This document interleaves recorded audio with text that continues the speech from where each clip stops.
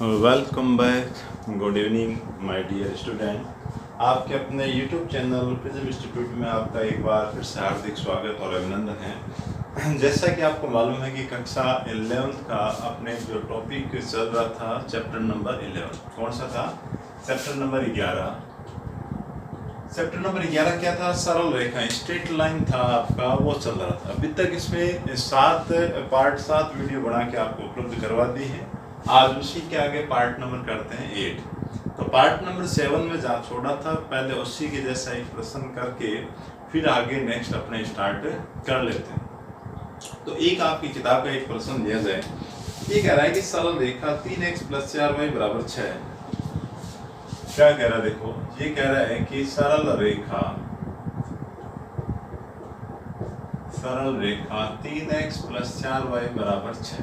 क्या दे रखा है? सरल रेखा 3x + 4y = 6 से अक्षों के मध्य कटे हुए अक्षों के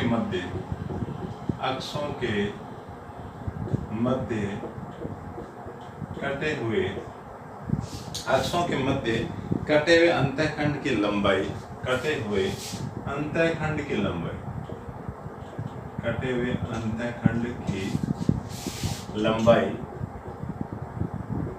और मध्य बिंदु ज्ञात करो।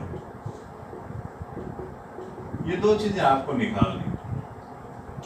तो देखो, चले आगे। ये कहना चाह रहा है कि एक सरल रेखा है जो अक्षों पर काटे गए जो अंतःखंड है उनके बीच में, जो दोनों अक्षों के बीच में जो अंतःखंड कटेगा उसकी एक तो लंबाई निकालनी है, दूसरा आपको निकालना है कि उस रेखाखंड के बीच का जो मिडिल पॉइंट है वो क्या है। तो इसकी स्थिति इस प्रकार की हुई। देखो, ये आपकी रेखा होगी। ये जो रेखा दे रही है 3x + 4y = 6, ये वाली ये रेखा, ये आपकी x हो जाएगी, ये y हो जाएगी। ये जैसे मान लेते हैं कि x पर काटा गया जो प्रतिच्छेद बिंदु वो A है, y वाला इंटरसेक्ट पॉइंट क्या है? B। आपको AB निकालना है, साथ में आपको क्या निकालना है? AB का जो मिडिल पॉइंट है C मान लिया जाए, उसे आपको निकालना है। तो सबसे पहले आपके पास ये जो बिंदु है ना, ये बिंदु अगर आ जाए, A और B की निर्देशांक यदि आपको मिल जाए, उस कंडीशन में दूरी सूत्र लगा के AB की लंबाई को आप आराम से निकाल लोगे। अब देखो, बिंदु A है वो कहाँ आ रहा है? x पर आ रहा है। वो कहाँ पर आ रहा है? x पर आ रहा है। इसका मतलब यदि x में x वाली जो दूरी पता चल जाए, y कोऑर्डिनेट तो क्या रहेगा? 0 रहेगा। तो अपने पास बिंदु A आ जाएगा। इसी प्रकार जो बिंदु B है, बिंदु B कहाँ आ रहा है? yx के ऊपर आ रहा है। तो बिंदु B के लिए x कोऑर्डिनेट क्या रहेगा? 0। सिर्फ आपको ये डिस्टेंस है y वाली, ये अपने को चाहिए। तो ये देखो आएगा, कब आएगा? ऐसी तस्वीर बनते ही सिर्फ सामने पता चलता है कि रेखा को अंतःखंड रूप में आप चेंज करवाएं। अंतःखंड रूप में जैसे आप चेंज करवाओगे, आपके पास ये दूरी वगैरह आ जाएगी। तो जो रेखा दे रखी है, पहला काम मैं वही करवा रहा हूँ कि रेखा को अंतःखंड रूप में चेंज करवाने का प्रयास। x और y इस साइड ही आपका सामने कौन दे रखा है? 6 दे रखा है। x और y यहाँ चाहिए, सामने 1 चाहिए। तो 1 लाने के लिए क्या काम करें? आप पूरी समीकरण को 6 से भाग करवा दें। तो 3x / 6, 4y / 6, 6 / 6। तो 3 के पहाड़े से कैंसिल हो रहा है, 3 दूनी 6, और इससे ये 2 और ये 3 बार 6 से 6 सिंगल। तो यहाँ तो बच गया x / 2, ये बच गया 2y / 3, सामने कट के क्या आ गया? 1 आ गया।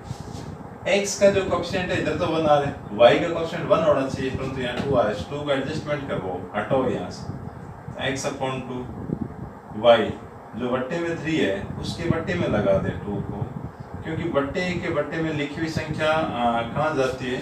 दरअसल ऊपर आ जाती है। तो इसका एडजस्ट करवाए, तो यहाँ से 1 की वैल्यू पता चल गई। ये तो आपका कोण है 2, b क्या हो गया? 3/2, 3/2। इसका मतलब ये जो दूरी है ना आपकी A है, ये 2 है। इसका मतलब ये जो बिंदु है वो तो आ गया 2,0। B वाली ये जो दूरी है वो आपकी 3/2 है। तो x कोऑर्डिनेट तो रहता है 0, ये आ गई 3/2। अब दूरी आराम से आ जाएगी। तो बस यही चीजें आपको लिखनी।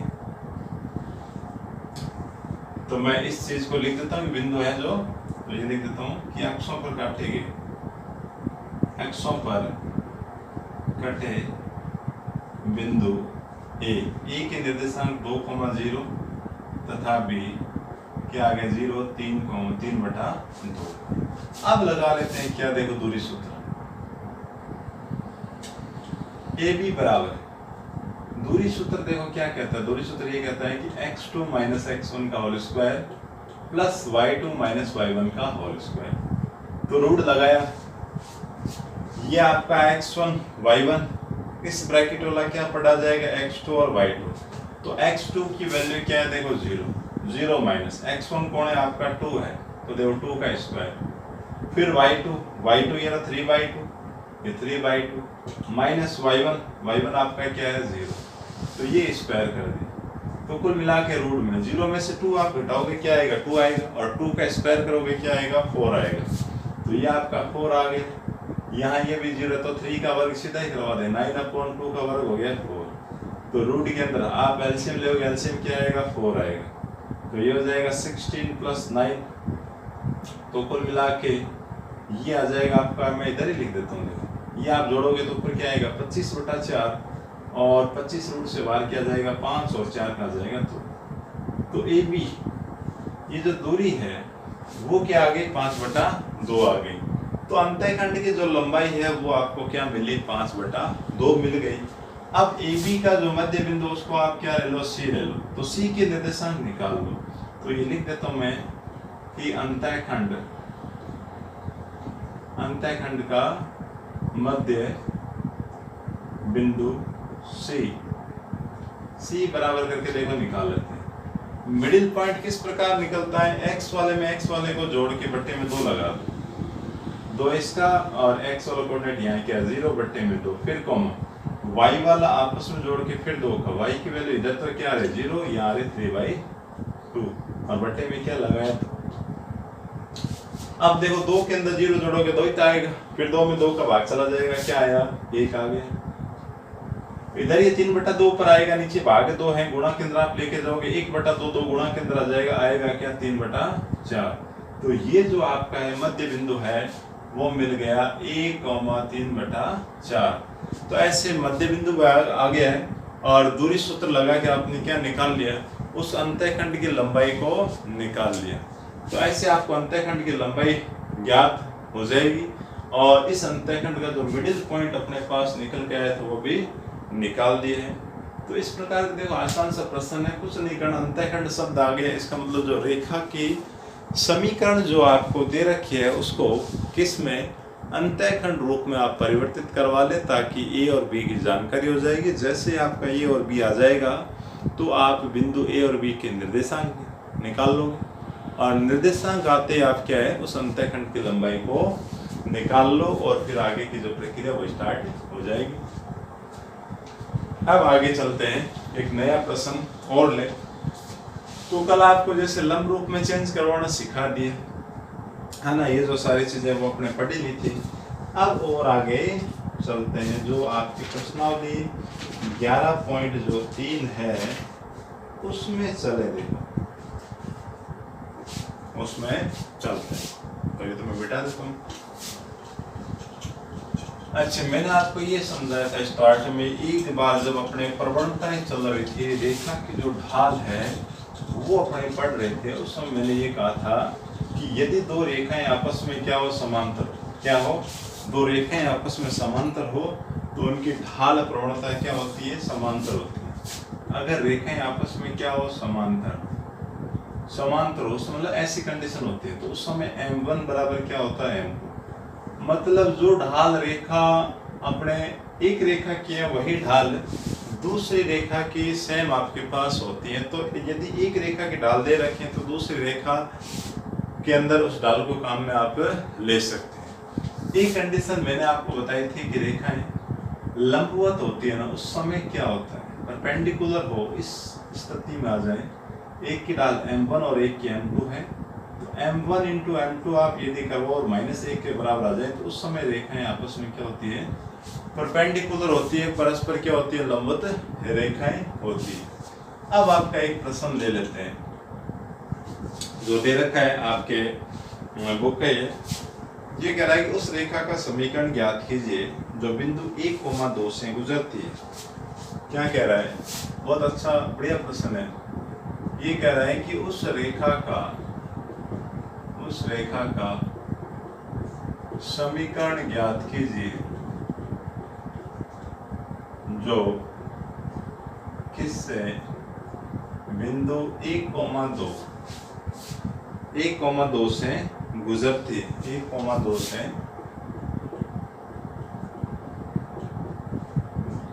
गुजरती है। मतलब आपको उस रेखा का समीकरण निकालना है जो इस दिए गए बिंदु से क्या है, पास आउट हो रही है, दिए गए बिंदु से गुजर रही है। अब उसके लिए आपको और भी कंडीशन दे रखी है कि तथा बिंदु 4,-3 और 2,5 को मिलाने वाली तथा बिंदु 4,-3 2,5 और 2,5 को मिलाने वाली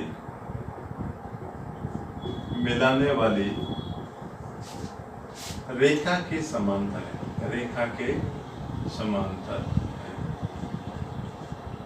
तो ये अपने को निकालना है। मैं सिंपल सी कहानी मैंने आपको समझाई थी कि किसी भी रेखा का समीकरण निकालने के लिए दो चीजें चाहिए। क्या चीज चाहिए? दो चीजें चाहिए। अगर आपके पास रेखा की ढाल है तो एक आपके पास क्या होना चाहिए? बिंदु होना चाहिए। एक बिंदु और एक रेखा की ढाल यदि आपके पास है, आराम से रेखा की समीकरण आ जाती है। या फिर रेखा के समीकरण निकालने के लिए क्या होना चाहिए? दो बिंदु आपके पास होने चाहिए। तो देखो इस प्रश्न में दोनों ही चीजें। ये कह रहा है कि इस बिंदु से होकर जाने वाली रेखा का समीकरण आपको चाहिए।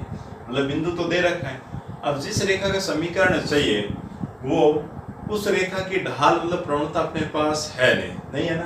तो उसके लिए उसने एक हिंट दिया है। ये कह रहा है कि जब आप इन दोनों बिंदुओं को मिलाओगे, कहने का मतलब है कि एक जो बिंदु था उससे रेखा गुजरती है, उस बिंदु के निर्देशांक 1,2 इस रेखा का समीकरण अपने को चाहिए। इसके लिए एक हिंट और दे रखा है कि दो बिंदु है, यदि आप इनको मिलाओ 4,-3 है और कौन सा है? 2,5 है। इनको मिलाओगे तो ये वाली रेखा इसके क्या है? समांतर हो जाती है। ठीक है, तो ये रेखा इसके समांतर है, तो समांतर वाली कंडीशंस है। दोनों रेखाओं की जो प्रवणता है, दोनों रेखाओं की जो ढाल है वो आपस में किस प्रकार की होगी? आपस में क्या रहेगी? समान रहेगी, बराबर आपके पास आएगी। तो आप एक रेखा की ढाल निकाल सकते हैं, इसकी निकाल सकते हैं। दो बिंदु आपके पास है, y2 - y1 बटा x2 - x1 करके आप निकालोगे, रेखा की समीकरण आ जाएगी। तो इस रेखा की ढाल निकाल लेंगे। क्या निकालता हूं कि बिंदु 4,-3 तथा 2,5 से गुजरने वाली रेखा की ढाल या प्रवणता कह सकते हैं। क्या आएगी? देखो y2 - y1 बटा x2 - x1। तो y2 आपका ये रहा, x1 y1, x2 y2। y2 है आपका 5 माइनस y1 कौन है? माइनस का 3, ये लो माइनस का 3। x2 - x1 2 माइनस और ये 4 आपका हो गया।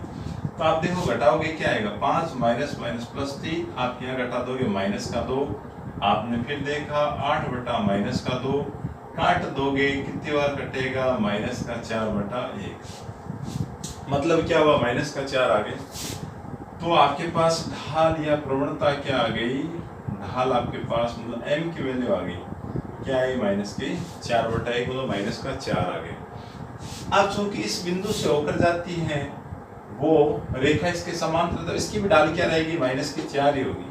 और जब इस रेखा की ढाल मालूम चल गई और बिंदु आपके पास है तो रेखा का समीकरण निकाल। तो यही लिखता हूं।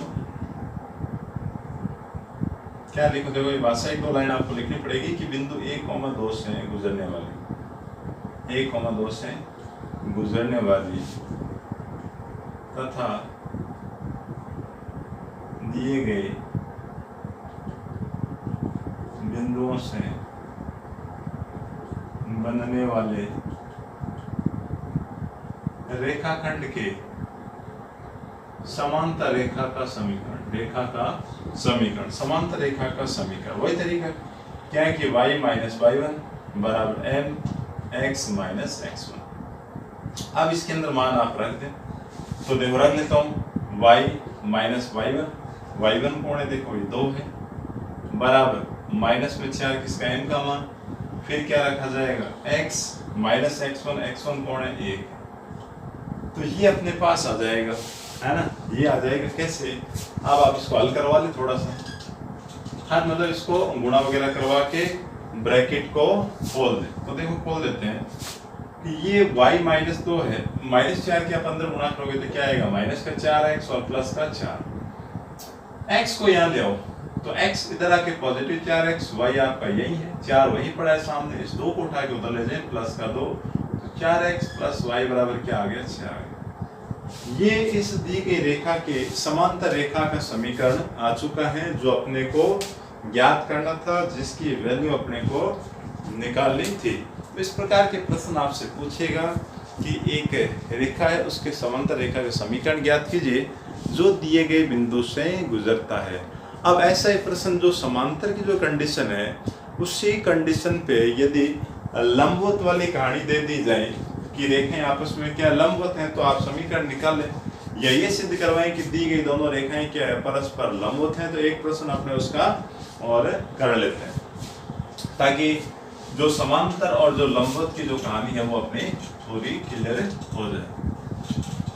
तो याद आपको ये रखना है कि रेखाएं यदि समांतर होती हैं तो दोनों रेखाओं की क्या होनी चाहिए, जो प्रवणता है, स्लोप है, ढाल है, वो आपस में क्या रहती है, बराबर रहती है।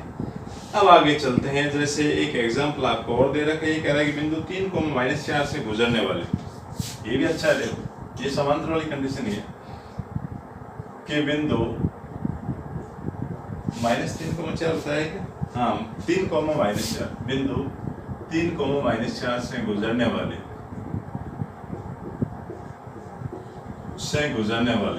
इस बिंदु से तो गुजरने वाले x की समांतर रेखा का समीकरण ज्ञात। इस बिंदु से गुजरने वाली x अक्ष के समांतर रेखा का, एक समांतर गौर करते हैं, समांतर रेखा का समीकरण ज्ञात करो। देखो इस बार भी वही काम है, एक बिंदु आपको दे दिया, उस बिंदु से होकर जाने वाली रेखा की समीकरण अपने को चाहिए। तो उस रेखा की समीकरण ज्ञात करने के लिए रेखा की क्या ज्ञात होनी चाहिए, प्रवणता, स्लोप, मतलब m की वैल्यू अपने पास होनी चाहिए। तो m की वैल्यू तो नहीं है, परंतु उसके लिए सिंबल दे रखा है कि x के समांतर है। तो x ये हो गई, अपने वाली रेखा हो गई ये वाली, ये दोनों आपस में क्या है, समांतर है। तो जो x की प्रवणता होगी वही अपनी क्या होगी, इस रेखा की प्रवणता होगी, है ना, कन्फर्म सी। तो निकाल लेते हैं, क्या निकालते हैं, पहले आप इस रेखा की प्रवणता m ही मान लो और एक रेखा का समीकरण निकाल लेते हैं इसी बिंदु को लेते हुए। क्या लिखें कि वही कि बिंदु किससे, 3 को -4 से गुजरने वाली रेखा का समीकरण क्या होता है, देखो y - y1 mx - x1, यही उसका रेखा का समीकरण होता है। तो y - y1 कौन है, -4 माइनस का 4 है, m अपने को जानकारी में यहाँ कोई प्रवणता ढाल है नहीं, एक बार मैं आपका m लिख देता हूँ, x - x1 कौन है, 3, तो ये माइनस और माइनस क्या हो जाएगा, प्लस का 6 हो जाएगा, m x - में 3। ये होगी समीकरण नंबर 1। यदि समीकरण नंबर 1 में m की वैल्यू आपको ज्ञात है या ज्ञात हो जाए, उस कंडीशन में जैसे आप m की वैल्यू यहाँ रख दोगे तो आपको चाही गई रेखा की समीकरण आपको तुरंत मिल जाएगी, ठीक है। तो m की वैल्यू के लिए जो उसने कहा है उसी बात को मैं देखो आपके सामने लिखना चाह रहा हूँ। ये कह रहा है x के समांतर रेखा है ना, तो पहले x की प्रवणता देख लें। x की प्रवणता, x की प्रवणता क्या होती है भाई, 0 होती है ना। कारण क्या है, आपकी ये वाली x है, x खुद के साथ एंगल बनाती है क्या, 0 डिग्री, थीटा 0 हो गया तो प्रवणता क्या होती है, m = tan थीटा, तो आपने थीटा की जगह क्या रखा, 0, तो tan 0 की वैल्यू क्या होती है, 0। तो जब x की प्रवणता 0 है तो इस रेखा नंबर 1 की प्रवणता भी क्या होगी, 0 होगी। तो यही मैं आपको यहाँ लिख देता हूँ कि चूंकि रेखा 1 x के समांतर है, x के समांतर है, अतः m बराबर क्या होगा 0, तो आप यहाँ रखें तो y प्लस 4 बराबर 0, x माइनस 3। तो यहाँ 0 से गुणा करवाओगे सारा मैटर 0, y प्लस 4 बराबर क्या है 0, या इसको इस प्रकार लिख सकते हैं कि y बराबर क्या है माइनस में 4। ये आपके उस रेखा का समीकरण आ गया जो x के समांतर है और y के नेगेटिव वाले मान, मतलब नीचे से y के कोई ऋणात्मक मान 4 है उससे होकर ये पास आउट होती है, वहां से ये रेखा गुजरती है। एक प्रश्न इसका और कर लेते हैं, कौन सा लंबवत वाली कंडीशन का एक प्रश्न और कर लिया जाए। तो इसका आप स्क्रीनशॉट ले लें, अच्छा प्रश्न है। और आगे चलते हैं, एक लंबवत वाली कंडीशन का एक क्वेश्चन और कर लें, बाकी फिर नेक्स्ट वीडियो में फिर करेंगे। तो मैं फटाफट लिखता हूँ। ये कह रहा सिद्ध कीजिए कि रेखाएं, दो रेखाएं दे रखी हैं, आपका ये भी एग्जाम्पल है, अच्छा एग्जाम्पल है ना, ऐसा प्रश्न कम है। सिद्ध कीजिए कि रेखाएं, कौन कौन सी रेखाएं दे रखी है। एक तो दे रखा है 2x minus y plus 9, 2x minus y plus 9 बराबर 0, और एक रेखा और आपको दे रखी है क्या, x plus 2y minus 7, x plus 2y minus 7 बराबर 0। परस्पर क्या है, लंबवत है। परस्पर क्या है, परपेंडिकुलर है, आपस में लंबवत है। ये अपने को सिद्ध करवाना है। तो लंबवत, यदि कोई दो रेखाएं परस्पर लंबवत होगी तो दोनों के ढालों को यदि आप गुणा करवाओगे और उसका उत्तर यदि -1 आ जाएगा तो कहेंगे कि रेखाएं क्या है, लंबवत हैं, और -1 नहीं आएगा तो रेखाएं क्या लंबवत नहीं होगी।